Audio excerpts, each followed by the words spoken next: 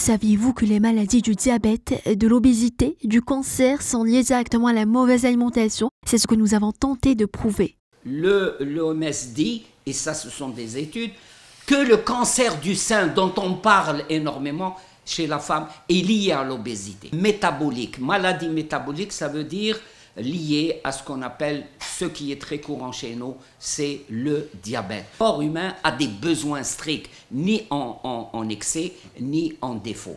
Les effets d'une mauvaise alimentation se répercutent sur la santé du consommateur. C'est l'avis de la majorité des citoyens rencontrés dans la capitale. Non, on bouffe n'importe quoi. Alors que d'habitude, on était regardant sur notre hygiène alimentaire. L'école, le travail, etc.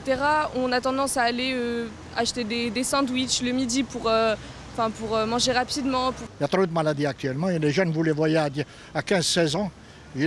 D'abord, il est trop obèse et après, il va avoir des maladies vasculaires, des maladies de circulation de sang. Devenir normal et faire du sport et en même temps manger correctement, ils auront une taille extraordinaire, ils ne seront pas obèses. On aura moins de dépenses dans la santé. Le docteur Fethi Ben Achnou recommande une éducation sanitaire aux enfants. Il conseille aussi d'opter pour une bonne alimentation. Il faut que ça soit intégré dans l'éducation. À titre d'exemple, à l'étranger, il y a des grands chefs de cuisine qui viennent régulièrement, tous les mois ou tous les 15 jours, régulièrement, c'est pas exceptionnellement, ils viennent préparer à manger devant les enfants et leur faire découvrir les légumes, leur faire découvrir le danger de boire des boissons sucrées d'une façon.